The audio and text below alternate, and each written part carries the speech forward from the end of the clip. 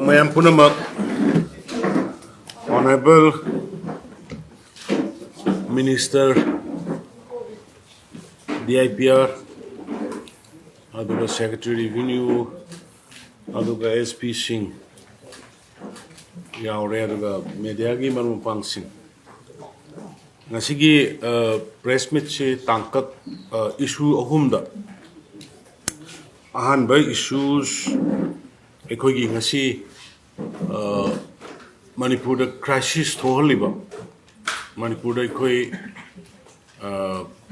ekoi masel gi marakta confusion create toriba land revenue sidai the ming panchan ba forest ki lamda pata pishan ba adagi office ki government ki office ki sabham government ki sabham da pata pishalamba adagi lawfam si due process natana inkhol walamba so many things sigi mayam sigi maramda matangda ama ani subada ngarang nahan am sathiba ikhoigi wangjingi area dwai thawalom da phagat kriba khoigi Indian Met for a Liquors gi sungbham leiramiba da yalamiba chemical tawramiba pot maduna ekhoigi leiriba misam prajada sohalakpa yaba pot ma digi ohum subada ekhoigi drugs ji phawbada koina haraiba drugs da convict tawriba kholiba sigi matang ama ga aduga ngarang ekhoigi kongba maruda forest ki mai tharamisi yamna angakpa mawong da haiba tare village chief sina sidaida leiramme mahabali ki sidaida aduga mana mi ani neega mai thanba yamna ikhoi manipur sida yamna kiningai oiba akhoi future koi ngasi ki generation sida yam sathina songningai oiba hiram kaya sida mathang si अखोई government सिना डिक तौबदगी हाइबदा मखल मखागी committee सेमगा थिगतपने होजिकी लमगी सिसु दोंगान कमिटी म सेमगा थवैना चिंगनबा लेबदगी तौरपने सि ngasi ngarangi wanate तौरमिबसे शासन थाइबा पोट अमा गवर्नेंस थाइबा पोट अमा लेरमदबगी ममी दो आम चाउना तारगा लेबा गवर्नेंस से करिनो इसे मंत्री में होरगा सीएम में होरगा थिका खरा तौ लंबी खरा सेम अदगी ये बिल्डिंग खरा साबद नतब गवर्नेंस से people सिंगसिबु ngasi gi mirol tungi mirol amadi environment yauna nainarga khanarga tawbada badu pura horga leire madung tawba dugini aduna ai ahan bada lamgi angakpa pot khrai paijege lamgi angakpa ai masigi ngasi gi press machine respected bureaucrat officer sing mit pangbiro akhoi gi sigi committee se koi leptna thigani aduga nasana sana kanagumba tawbiruba aranba tawgiba leiraga di huji matam leiri legal action lakjingai da nasana sana lana pata piruba lana ming gano da mutation tawruba forest ki lamda pata piramba government ki lamda pata sajal lamba mi gi maming inkhol dagi law dagi inkhol won tholamba khotomba kana gumba tawba yawrugadi huji matam leiri semtok piyo athuba matam da duga streamline tawbiro yam ngakpada sigi photo aningum jai uchage sigi photo si amana MCS ni ani MCS officer amana amin ne moisi doctor da moisi nare na hospitalize to patas hajan bagi or government gi lamda tongana nataba tawram bagi phadore haibasi khangba kanda moisi kamai to geda hospital da salaga admit tawre hospital da salaga admit tawre kanda MCS Gov.na haibam ne Samson haibam ne aduga Hemjit haibam ne ai Jahangir haibam ne hospital da admit tawre aduga court da virtually ai ko thopangamdre ICU da cannot say admit to laden ai madugi ICU da admit to doctor anisu doctor ama state ki suspend to re rims ki da suspension order piro hai ga piro tàu hay cái số này lỗi nó màn rồi cả adu cái gì cái hospital ICU đó lấy đi ba MCS tari kumapan đó court of puthok cái đó mình nói ICU cái photo đó tao có vài sản này kun sa đó hospital lấy lối mang rồi mà làm đi doctor đó đó moi na haram isi moi cái एक अमल लेने कहीं की कोई की रिक्स मोइन लोगजर का लामा है इतना lab against medical advice इंदा रोग अदुदाई तो तुम medical हाई है ना सक्रे है अमना I appreciate the judiciary system honorable judge अमक I mummy मुथारी पल रोगे high वनुपामा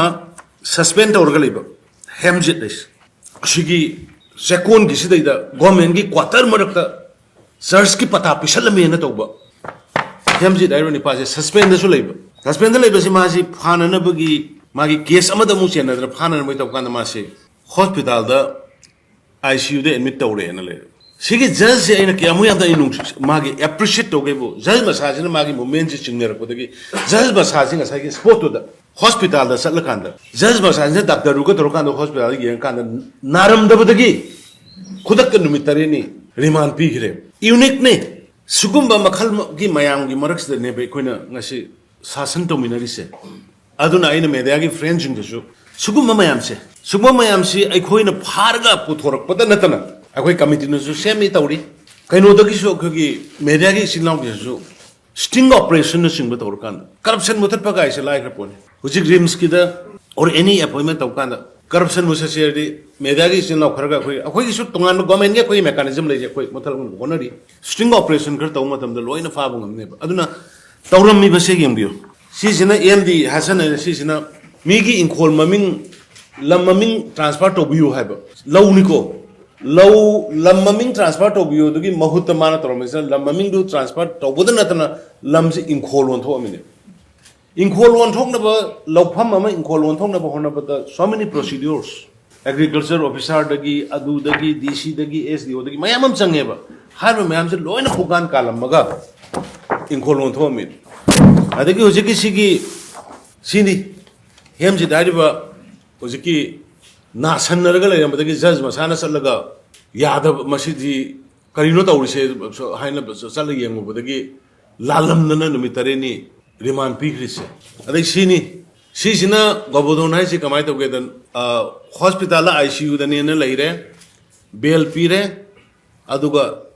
nongala mangre aduga nongal ko office la ami kaya da usitaba akhoi system se singa rang na mamang dagi tawra lakpa je pha bangam da pung bangam da ya moi thok tawring ga yani haibe du ne ba tawris amna si se manipur gi praja sing niyom natabada paisa piraga wanumaga aran ma thabak tawbu se tawbigano state government lady systematically akhoi thabak tawna ba mayam gi matam sa ba thabak sing matam sana tawna ba akhoi e-governance ngasi obirong ni finance ki sidai da CM ki banglo mamang da finance minister mamang da queue lepo da obiram roi da secretary da queue lepo obiram roi systematically ngasi financial year ni last kanam obiram moi file ma tanabo obiram moi file ma ki siki ma tingi hai basu tabiram moi p hai basu adu thadok trene hai basu tabiram moi just systematically koi tawbuni aduna praja singna wasak wanum tawraga aranba buse sumanna ba hona bagi tawbigano aduga mainly amuka ina government gi employees da ngasi gi generation amri tungi generation na khoi de expect tawrga ne ba sasan ta holis backbone ne ba sarkar amagi akhoi di sahi manga pairam ngani sahi manga adu ta mathang leire khoi sat kine ba but system do paiho ga do di na khoi ne ba na khoi na aran ba tawrga di na khoi na fat ba tawrga di ekhoi manipur or bharat kan manga moi aduna leirami ba tawrami ba posi very very unfortunate strongly ai masi aigi terminology dai condemn tawi government na masumaina to bo se koi tolerate MCS officer ani mandol ani adagi SK Gov.na MCS Samson withdrawn MCS adai G Singlen Sana Kabui SDC in charge M Sana Thomas Singh Mandol T Biswanath Singh Mandol M D Hassan Mandol in Kolondol Mujik to Hamjit Singh Mandol is under suspension ni O Munal Singh retire adagi M D Jahangir retire Mashida Sugam Nungaitaba retire Taurega Mayum the Paba Thibagi Salukanda Nadana kidney other leramba operation cannot talk the heart yada leramba so many adushu adukum budusu mogi physical people do the coina mu pabasu nuaita bogi posu labor the father of Suya the bogi posu labor and the sugum buse talk the number I go many employ punumak the naina high is a warning in a lobusia Biren-State labia I said kibia lakpia but system amaka governance sasan kamai to ke lebak se kamai na to ke ha gi ma ma gi e singli do phundana ba la singli nauri myam je phundana ba hona ba ko gi thau ne na lowi aduna masi sima I mayam da hojiki sima foreign details di mayam na ekoi detail kan sheme foreign e ba khotpa gi di masi gi to bi ba adum yani adik ani shubada hojiki UC local brew aduga Indian made foreign liquors. See, Adagi porpa nataba. Swai the sumbagi. Masile don't say sumba, the equine teneri si. What's a cry, the porpo and rebu. Alcohol gi spirit. See, Myanmar the gi Nampalong the passenger band petrol near Porame. Petrol near Harakan. Adagi Ramgi flavors in the cry, the progrebo.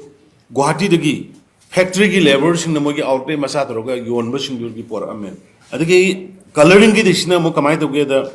fried sugar si mogi hojiki snei the moina shema kana chini the machu hapa kana shema kana tawrame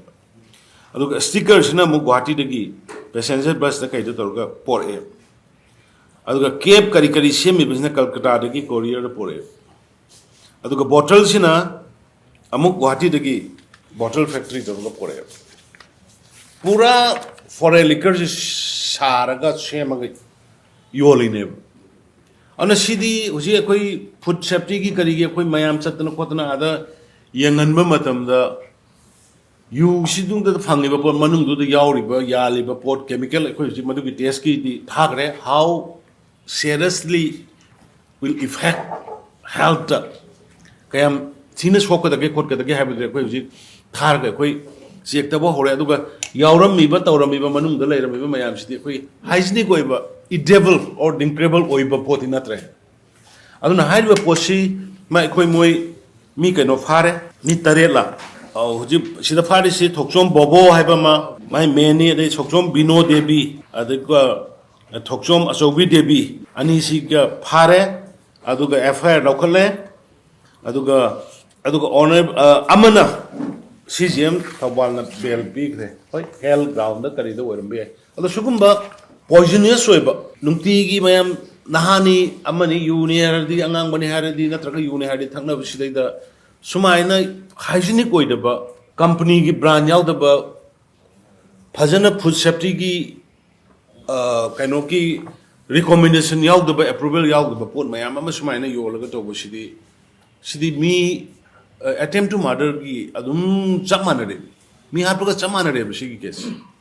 on a sugum basi da an appeal towning basi judiciary gi honorable judiciary gi members sing executive ki laiba legislature ki laiba koi jointly punna mase koi amatu oina sanga kanda thengnara kanda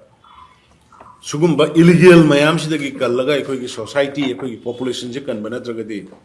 different angle dagi I the Makal Makagi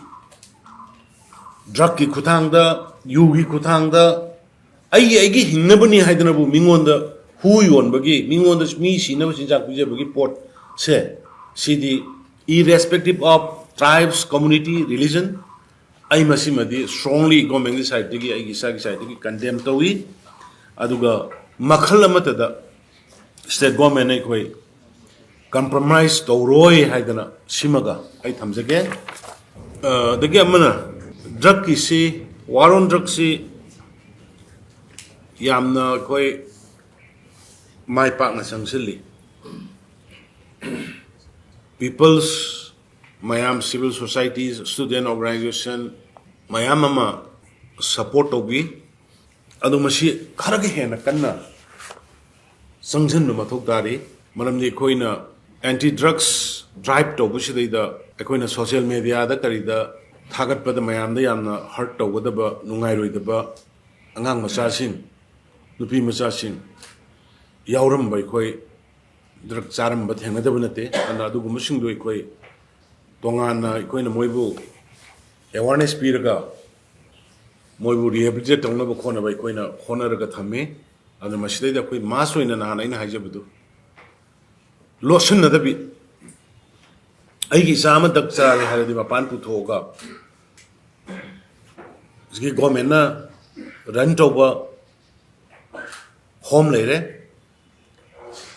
करमाइना तौरगा करी दो सिगी हाइबा पोसी थम्मा कांदा main stream the मोइबु rehabilitate तौरगा खलकनबा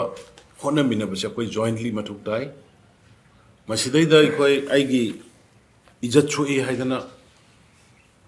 ai sadu drug chai haibagi mina haigini haibagi pota lotion nerga leibadagi tak thok tona shiba mayam ama punshi maman yama yama mamang ki baisa sing su sing khoi record lai phangi ana ina guardian sing parents sing laikai gi elders mayam da su club mayam mai bel mayam da so ina appeal tok jeri si singna banataba ikai ba pi banataba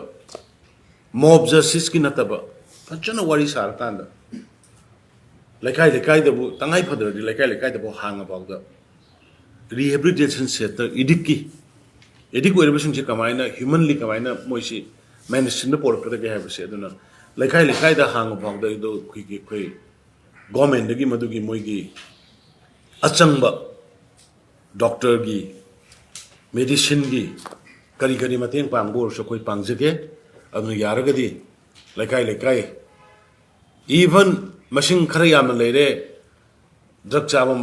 machine khara yamna leire government gi mafam leitagdi akoi sidai da sabiu harsu madu temporary akoi sara bawbuda machi sig am mass oina state wide oina drive ama club organization sing imai bel sing yobiraga drug chari ba ngang du bai repeat tok jage drug chari ba angang du bu natraga imung du bu stigma laina ba ikai ba pi banataba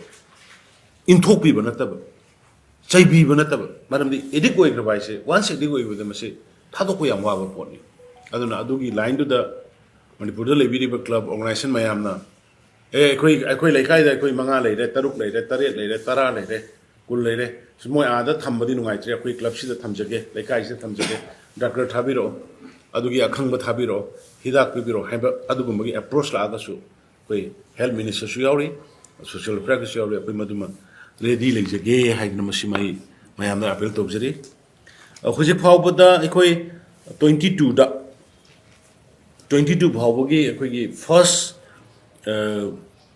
bjp 1 da koi 317 crores 97 lakhs ki koi drugs seize tauki aduga hantakki sahi muksidana mu 136 crore within years sida 136 crore 93 lakhs sigi akoi drugs seize tawi poppy cultivation 17 dagina 22 phawada koi 14,359.4 acres koi poppy destroyed away aduga 20 acres of ganja cannabis koi destroyed okay aduga handaki da 20 to 23 da hoji phawgi manung da koi 4,305 acres poppy cultivation koi destroyed awre aduga 17 dagina 22 phawgi manung da koi 1,960 drug smugglers phagi madug manung da 1,594 na male ni 366 na female ni ꯑꯗꯨꯒ ꯍꯧꯖꯤꯛ ꯐꯥꯎꯕꯒꯤ ꯑꯅꯧꯕ BJP 2ꯗ BJP 2 ꯑꯣꯗ ꯍꯧꯖꯤꯛ ꯐꯥꯎꯕꯗ 720% ꯐꯥꯔꯦ ꯃꯁꯤꯒꯤ ꯃꯅꯨꯡꯗ 582 ꯃꯦꯜꯅꯤ ꯑꯗꯨ 138 ꯐꯦꯃꯦꯜꯅꯤ ꯑꯗꯨꯒ ꯍꯟꯗꯛꯀꯤ 22 시대이다 122 crores 78 lakhs drug fine 122 crores 78 lakhs 35,515 aduga mi chatrukka kunmanga fine 22 sida 22 da aduga 512 males ni aduga 113 females ni punna poppy cultivation area listing ohunga samga 38 acres 0.8 acres destroyed toki aduga 23 huji phawbada 25 crore 36 lakhs ki drug phai mi chama gum phumanga fare masi manungda 132 na male ni aduga 33 na female ni aduga 175 case aduga punna copy 23 ki sikakta 787.3 acres of poppy cultivation was destroyed ant huji sidai mi chama tratruk PIT NDPS ki makhada mi 116 detained orga thame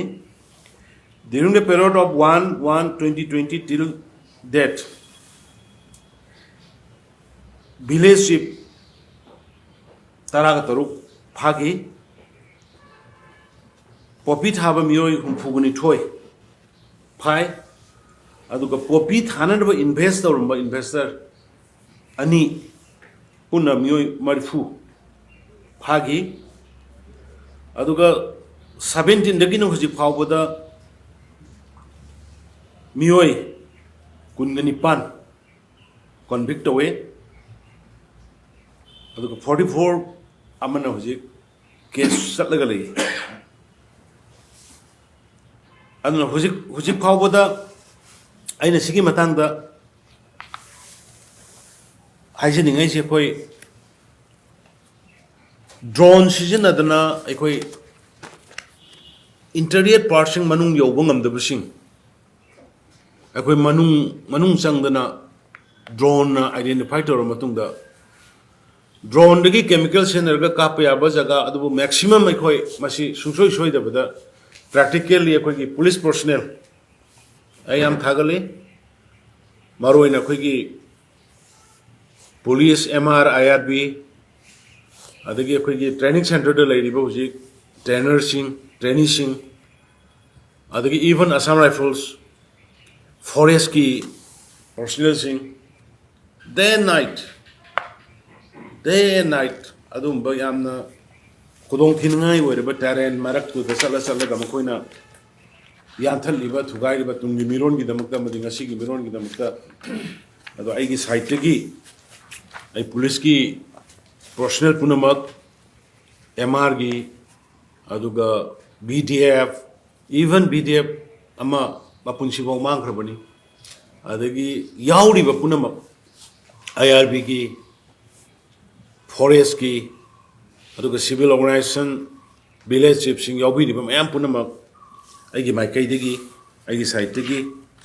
ai appreciate tawjari haidana simai thamjage ati details ti amana kainoni aikoi forest mai thabuse a chumna soiraga thaba soiraga ek kainuma sai sing janar madagi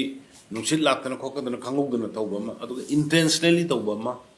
haibra pot khara aikoi survey tawra ga aikoi investigate tawli yengi aduga mai chak sing koi kanna ba day and night by fire service ki adi police personnel mayam hujik mayam obirangani each and every moi akhoi IRB leiba battalion MR leiba battalion loina hujik evening morning foot patrolling chalan bani I really appreciate aikoi police personnel sing uniform na leiba sing ayam thagani ngai ni ai gi dadi masi ai tongan ba khoi WhatsApp group hanga ga tobani na loina police mayam aduga IRB MR mayam si hujik evening ngatang oirakpada moi loina foot patrolling sakani jing anak pada laiba mayam si loina patrolling chalakanda wildfire dagi protect tongnan ba maramdi poppy thabda jungle tangkhai ma ko loigre poppy thabda jungle tangkhai ma pura manipur gi tangkhai ma ko pon loigre hujik amu lehori ba kharasi mai thakalaga loin ko ogade hujik ising phangdana nong lakpagi kitang ai koi sor honbagi wani ising phangdana tawriba samesa do biren gi samesa nate BJP government gi samita nate koi mayam gi samesa aduna sigi posting ji torkana ngasai migi lugraba kongwa maru lai phamlen do mai tharisi kanano kamai to buno na thigat pukanda madugi daida khullama sema maming tholaga leramisi handpow hawkip aiduna chahi yankai tre sure molnom village gini hai adu ma chin mahabali da khunnama torga mahabali da su laiba adu mana thoksom tombai na maitai amane sanjen loktagi aduga thoksom bihari ena imlam khunong online kade amane torkanda mai je thalam bane kari semna bano kari chana bano any excuse ma torga ado koi Kaleski police team na timely intervene torkanda hare aduna mayam da ina appeal tongning basi amuka na ina appeal tongning basi poppy thabada hujik kobru u thana na ba sapling yorokre kobru gi then da koi sapling sing u gi sar sing da pukhalaga hujik forest department na thamba hogre masida da each and everyone irrespective of community stripe each and everyone ahang sing sing aduga for khoi gi poppy plantation tongna bu dong destroy tor ba mangan garba forest ki jaga sing loina paktang na u thana bagi pona makha I mayam loina yobu yu haiduna I appeal tongjari laibiri ba khodik mak sing da laibiri ba tamna laibiri ba khodik mak anybody u thabagi da madai da changa ga kar anything to be u thabagi pochima masoina tampak da su thabiyo sing da su thabiyo haiduna masimaga I appeal tongningi aduga lotion lakpada asaina haije budo ngasi doctor ama ani suspend tawrise MCS officer ani ahum ne ekoi tawning de MCS ma phangna bo hona bo kayam warang une khani but laibak mang na ba tora agadi zati sibu mang na ba tora agadi aduga ekoi da sit to budo hospital da admit tawre na tawrakanda go to the hospital duga actually ai nare ICU le ren tawrakanda nongalaga hospital da leram de officer do laiba kya phaba tawgudram aduga nare haijalaga bail lophong na honoram ba honorable judge duna salaga spot to the yengam dradima bail chat kitoine aduna sugumba aina yamna once again judiciary ki side ki sumaina yamna serious hoina tawbirakna judge masamakna ga sumbra gaina sport chalaga yeng mase manipuri history da thong giroi sina ahan bo erangmani amna sugumba tor pose koida sarkar paijari ba koida yamna encourage tawi aduna once again ai gi employees mayam daina appeal tawjari ai khoi sugumba corruption wachat wanum torokanda system fail we henna bagi potse mase khudak tagi thadong na si ana hayeng ai bu yamna government ji bu yamna khoi henba yamna phattaba misak mima yeng da boina lobi gano maram de khoi sumthoke na lakrabani khoi de aduna sumthokna bai khoi lepna changani madude the what may comes khoi clear to roi aduna masim khai thamjani thank you